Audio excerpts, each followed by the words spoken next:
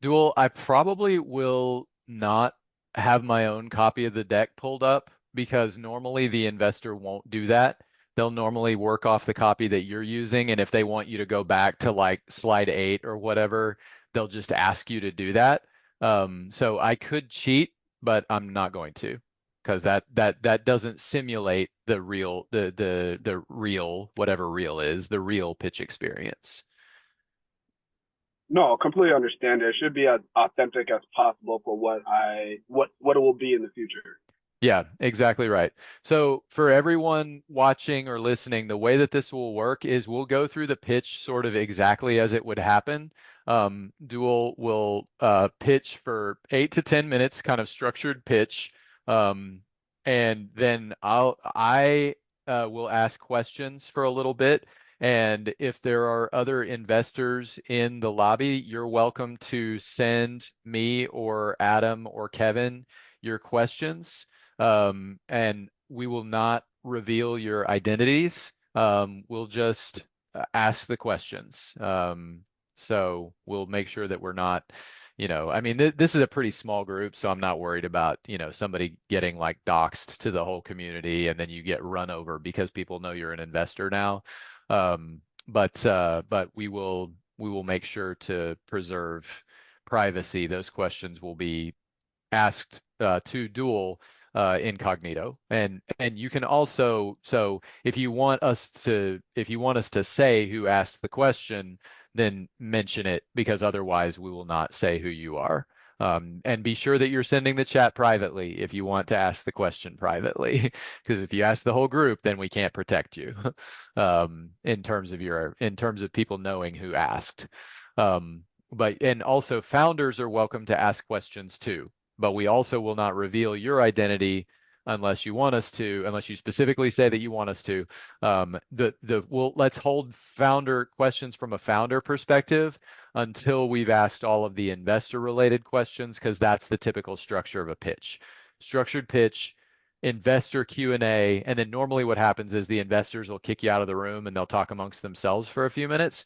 And in that time, instead, we'll then take founder questions. Okay? So with that, Dual, the floor is yours. We're here talk about uh, to talk about your company. You have the floor. I am gonna set a 10-minute timer. If you stop a little early, that's okay. But at 10 minutes, I would like you to, either have a timer of your own going or to be ready to call it at that point. Will do. It's only 9 slides, so I don't think I'll take up the whole 10 minutes. But All right. Well, you don't have to, but you're certainly welcome to if you want to. So, floor is yours. Ready, go. hi everyone. My name is Duol Chut, founder and CEO of Diesel J's.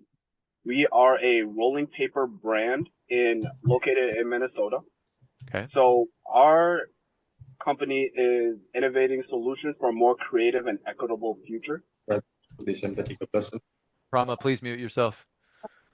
So the problem statement that we have right now is that 2% of representation in the cannabis industry is by people of color, even though the industry has been negatively affected by this group the most, by criminalization and just kind of a negative connotation about the plant.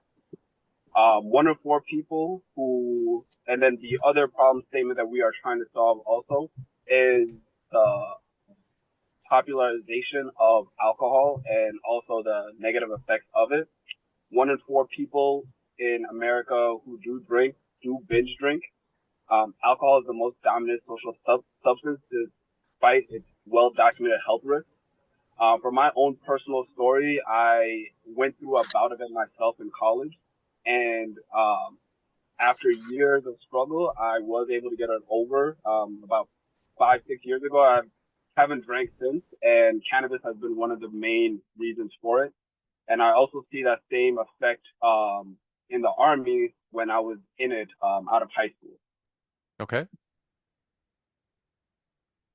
Solution is Diesel J's, which is a creative, innovative, community-centered brand promoting healthy living and a growth mindset. We host monthly events and create functional products for consumers in the cannabis space. Most of our events are centered around either art, health and wellness, running, hiking, and the arts.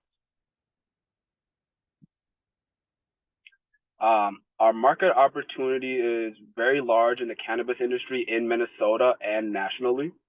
Alcohol sales have fallen since legalization of cannabis, starting with California back in 1995 and Colorado in 2012.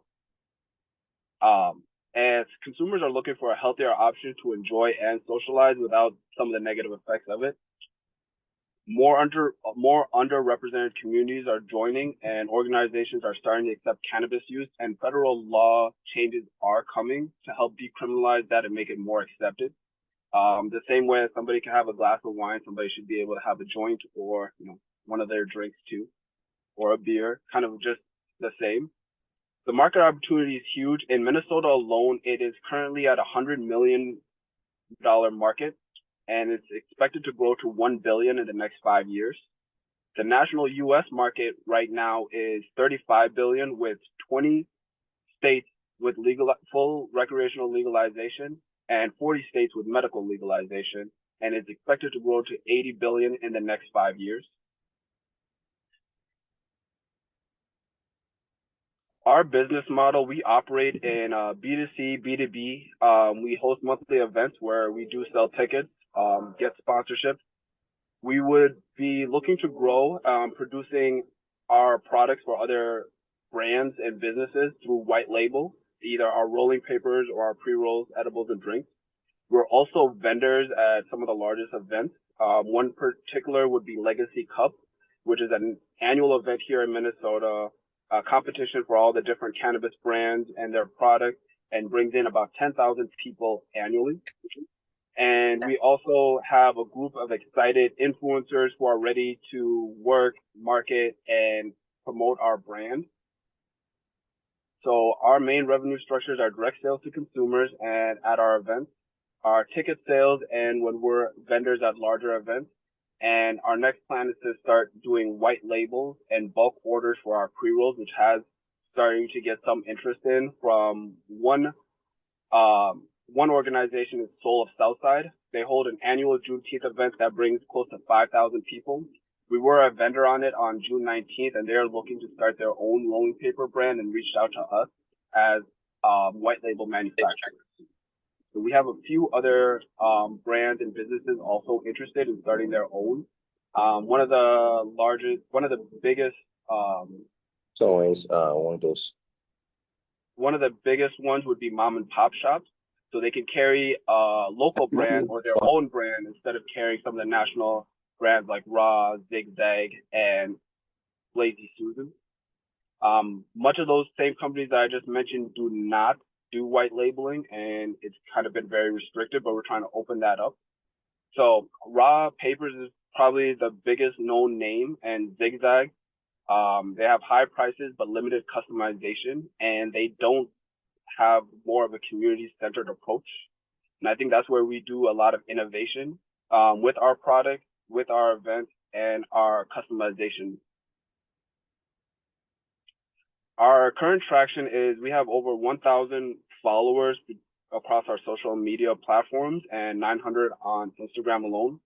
We're currently in 30 stores in Minnesota and orders between $100 to $200 worth of papers, but we are planning to add edibles and drinks so that purchase per store will increase.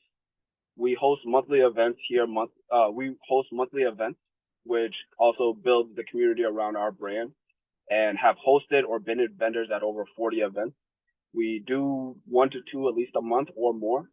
We've had 2 articles written by Voyage Magazine, one by Canvas Rebel, and we have started to have our events added to the Star Tribune's cannabis catalog of upcoming events, and now that they have editor for that industry. We've also done a few podcast interviews with other podcast brands looking to do interviews with myself and my brand. We currently have over 2-3 years done $40,000 worth of sales between in-store purchases, repeat, and vendor events. Currently, I'm the only person on my team. I do collaborate with a few other people and have partnerships and looking to add to that team. I have 3 years in the cannabis space. I have an insurance background that I've been in for 3 years and got into the space doing creative photography. So that's where the art and community-centered approach comes from. We're currently looking to funding between 250 to 500,000 to do product development, open a flagship store, hiring key staff, and more marketing to expand nationally. We have a few other investors who are interested here locally and looking to do a cap raise. The cap is not really known yet, anywhere between 1 to 5 million. And I will take any questions.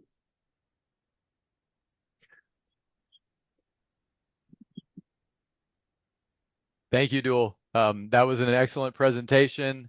Certainly appreciate you being kind of the first one to break the ice in the community. Thank you. So thank you for being willing to make your presentation. I do have some questions, but we just first of all wanted to say thank you, and thank you to everyone who's attending as well.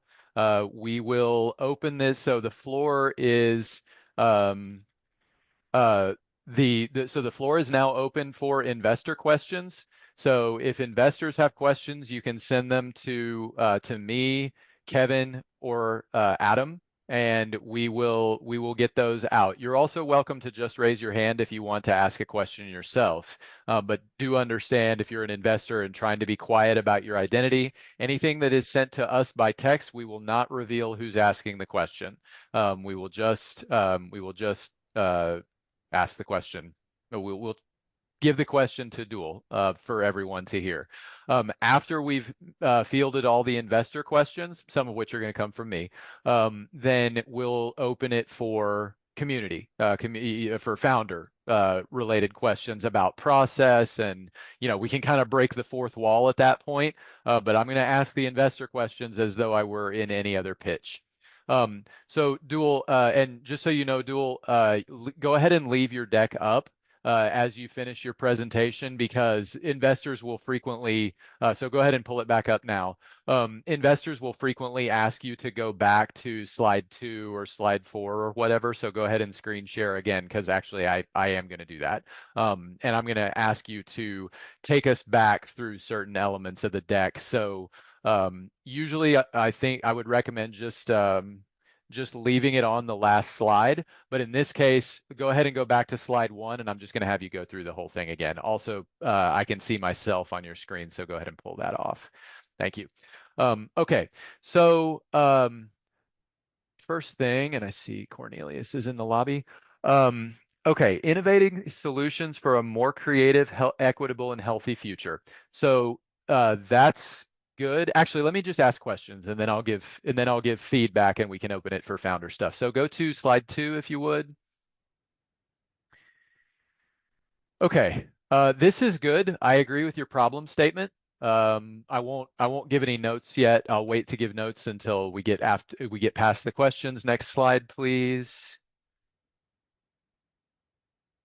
Okay, so tell me a little bit more. After going through this whole thing, I'm still not sure I fully understand how the offering synergizes. So yeah, I know that, so rolling papers I get, and I guess they're customizable and compostable rolling papers. I think I understand that part of it.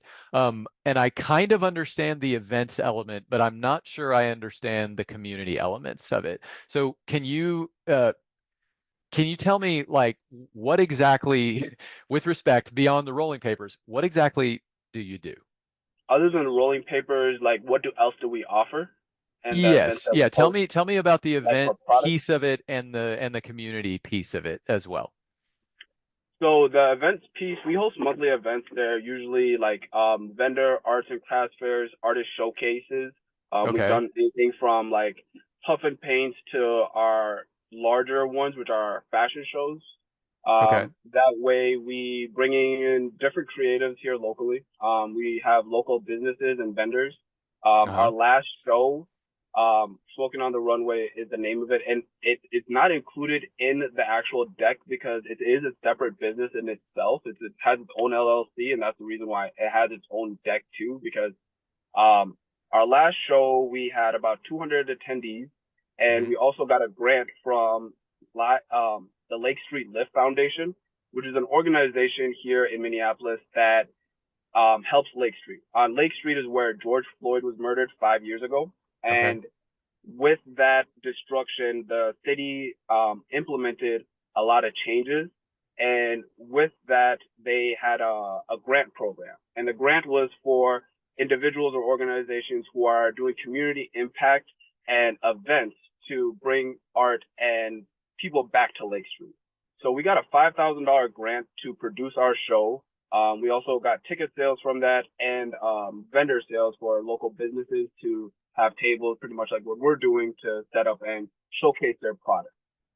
So with that, it was around, I want to say, Hey, Duel, small, five. small, small feedback. So you're going to Yeah, have about 30 seconds to answer each question. If you want to field questions from a diverse set of investors, and I understand like you're in the spot right, you're kind of on the spot right now, and I totally applaud that. And I'm so thankful to you. And this is a very courageous thing that you're doing, pitching right here in front of everybody. But you got to keep these answers very short and high impact. So if you need to take gotcha. a second to organize your thoughts, go ahead. But then you got 30 seconds to finish your answer to this question. Yeah, so we were given a $5,000 grant to produce our show, Hmm. because it's centered around community, the arts, and promoting the local businesses there. And so Okay. with that grant and our history of producing events, that's where the community aspect does come from, and our monthly one. But that's our biggest event. Okay. Okay. Thank you. Kevin, what you got? Well, can you share more about how the events and the actual rolling paper work together and why that's on the deck itself if it's a separate business completely? So Because you're Smoking Mhm. on the Runway is its own separate business. That's our largest event, which is our fashion show, which is biannually because of the work that it does take to put it together and the amount of sponsorships we get for that.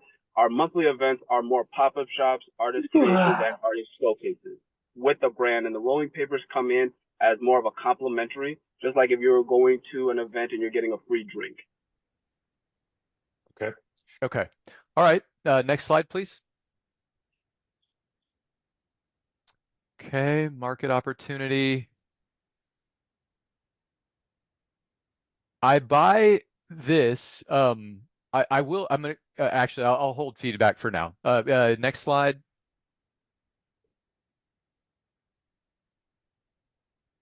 Okay.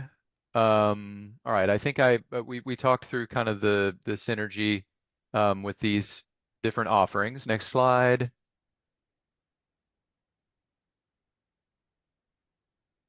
So good job with it. One brief piece of feedback. So good job exploring the competitive landscape a little bit.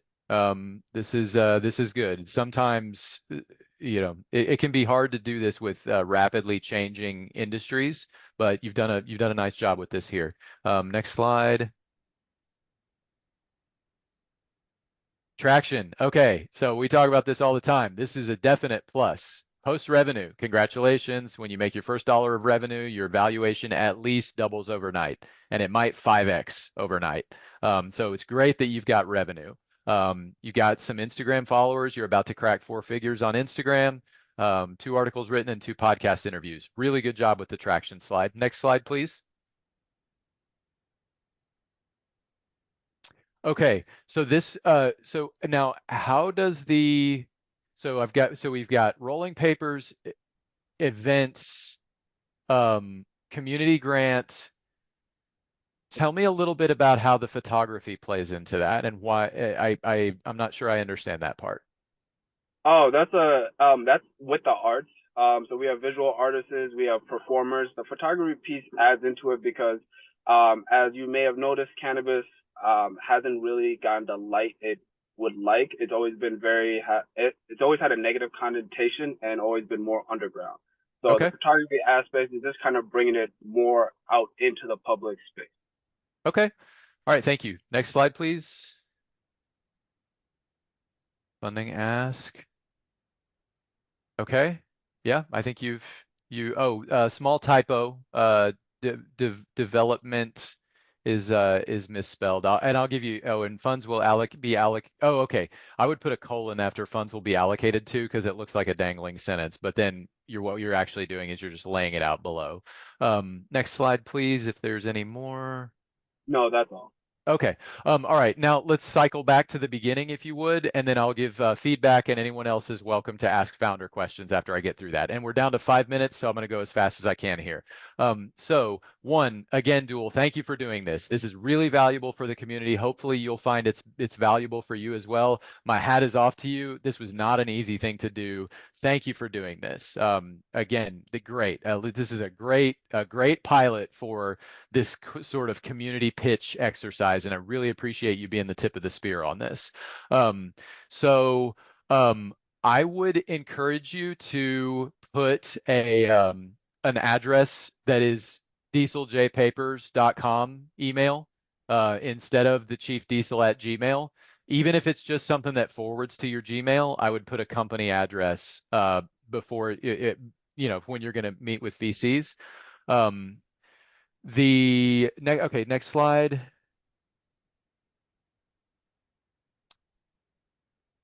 This is good. I'm not sure. So I guess my primary feedback on this is talking about the cannabis industry as a whole. And you're advancing the cannabis industry, but you're not a weed vendor, not a cannabis vendor. So I feel like the problem statement is not exactly on target because the problem that you're trying to solve, I don't know, it just feels a little like you're pointing at a problem that you're only sort of solving. Next slide, please. Quick question. When you Yes. when you mention that, do you mean because ours are more rolling papers and it doesn't actually have the cannabis or it doesn't Yes. involve? Well, okay, with that, there is so we do pre-rolls, so we make our own products that way, which we Oh, get flower from local growers, and that's kind of who we partner with. We also get like Delta 8 ones, and that's where people are interested in us producing those for them and also getting white labels. We're okay. also going to be getting into drinks and edibles too. We've been talking to some manufacturers. We do get those as wholesale from other companies, but we don't have our own branded ones yet. Okay. All right. Sounds good. So I would put something about that in your deck because I feel like that actually synergizes much more neatly with the rolling paper product. Um, I guess I still feel, and Kevin kind of spoke to this a little bit too. I still feel like and I know that it might play with your grant and so forth, and you might feel like you need to feature the businesses together. But I will say, as an investor, the community and event element of it relative to the rolling paper element, it creates confusion for me. And I'm like, wait, I don't feel like getting good at one of these businesses also helps you get good at the other business. I feel like there's two parallel things that you need to get good at and they don't feed each other. So as an investor, that would give me some hesitation. Next slide, please. Market opportunity. I believe this for cannabis overall. I don't believe it for rolling papers. Next slide, please. So one okay. Yeah, yeah, at this point we just got to get through it. And Dual, I will talk with you about this offline. This is not the end of our conversation about your company. Okay. All Um, right, perfect. I was gonna uh, yeah, say yeah. Okay. Yeah, I think I have already given the notes on this part of it. A small typo on bulk orders. Just not a big deal here, but with a VC, they'll notice every typo. Next slide, please. Adam, would you drop the link for the next session in the chat so that anyone who wants to join on that next meeting can do so in a couple minutes? On it. Thank you. Good job with the competitive landscape. That note's sustained. Next slide, please.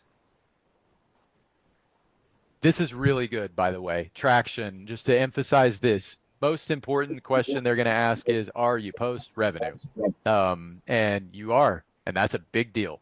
So congrats on that. You've got a product that people are buying. Great job. Next slide, please.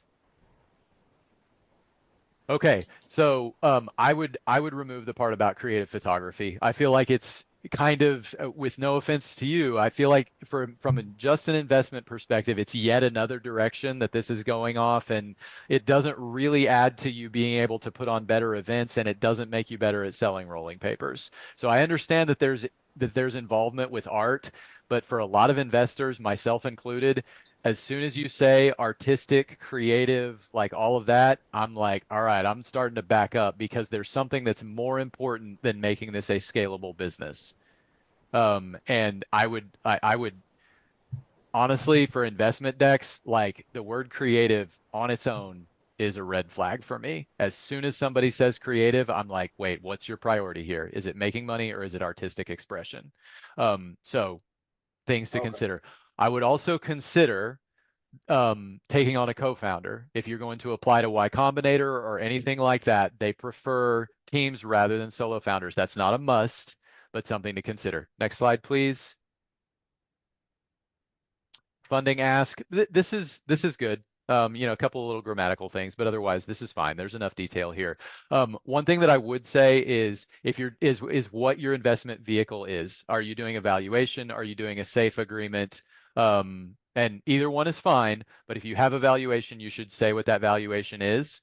And if you're doing a safe agreement, you should just say, 500,000 on an X amount post money safe, whatever your cap is, you need to say that. I will not invest in an uncapped safe agreement.